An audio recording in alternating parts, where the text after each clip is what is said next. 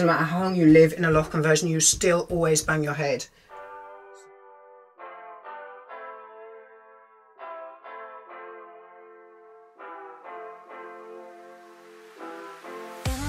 Hey guys, how's it going, and welcome back to my channel. So today is another different video. We're doing some DIY today. As you can see, I've got rubber gloves, I've got overalls on, and I've got some stuff down here to do. So this is my parents' house, this is my room at my parents' house, and we recently had these new Velux windows fitted. My original roof windows were quite old, and basically they'd started to go bad. They only have a limited lifespan, especially in a loft conversion, because the heat rises, it gets very hot up here, so you keep the windows open a lot.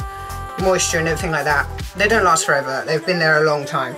So we recently had these new Velux windows fitted. They're nice bright white, but unfortunately around the edges, in the ceiling and in the walls, there's quite a lot of cracks and stuff like that. So I'll be filling it today. So I've got some polyfiller to fill the gaps, and I've got some Unibond Go Seal that I will use for running around the very edge of the window.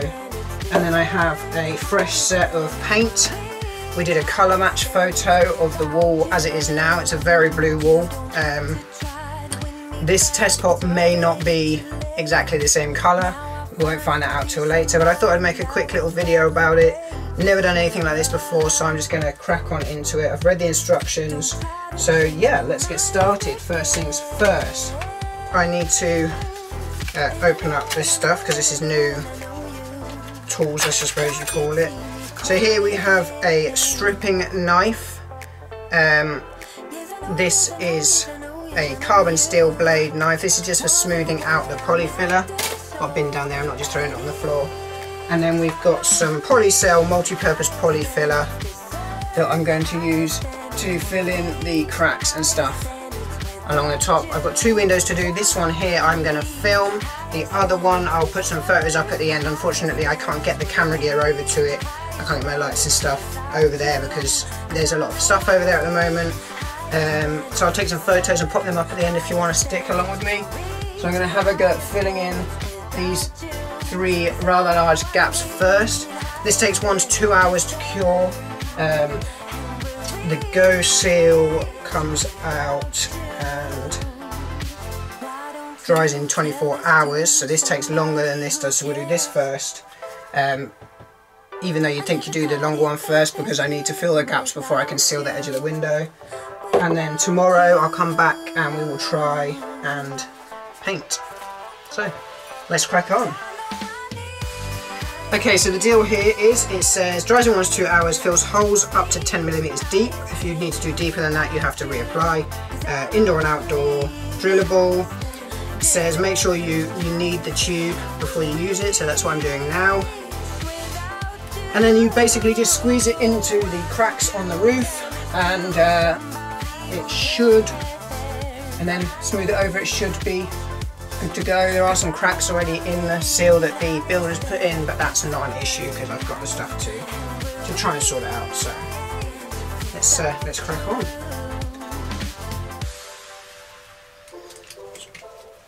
Get out of here, Alf. Go on. Get out. So what I'm actually going to do now is, as a couple of flakes did just drop from the ceiling, I'm going to stick a little bit of newspaper down on the floor. Just to be on the safe side. We didn't think this would drop down. Unfortunately it does.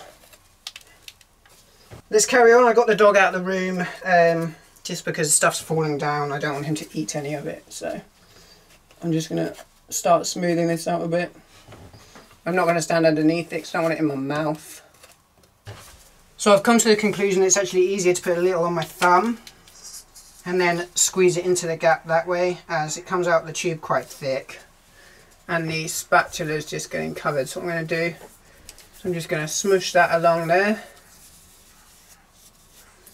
into the gap,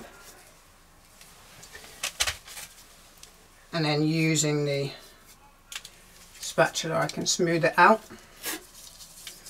and take it back off the edge of the window.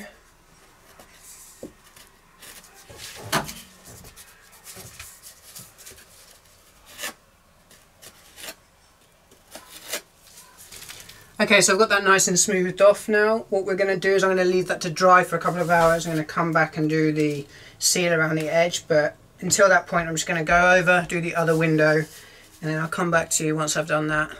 Hey guys, so it's been a good few hours now, as you can see by the fact it's not bright outside anymore. I did the other window, I came back to this one. I used a bit of mastic, which is like you would use on your shower to seal. Just to seal around the edges here where it needed a bit more stuff, and I've used a filler. I've then been out for a little while, so we've had time to let it wait for a bit. But right now I'm just going to give a quick sand over the edges, see if I can smooth it out a bit, so that I know if it needs any more tomorrow. So yeah, it's just a little bit too wet still. It's not wet to the touch.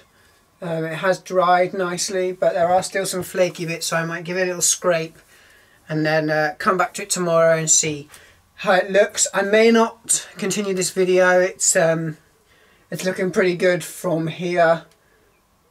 So if you've enjoyed this little bit of DIY, looking into my life a little bit, which I hope you have, please like the video, subscribe to the channel if you're not already subscribed. Take care of yourselves, and I'll see you in the next one.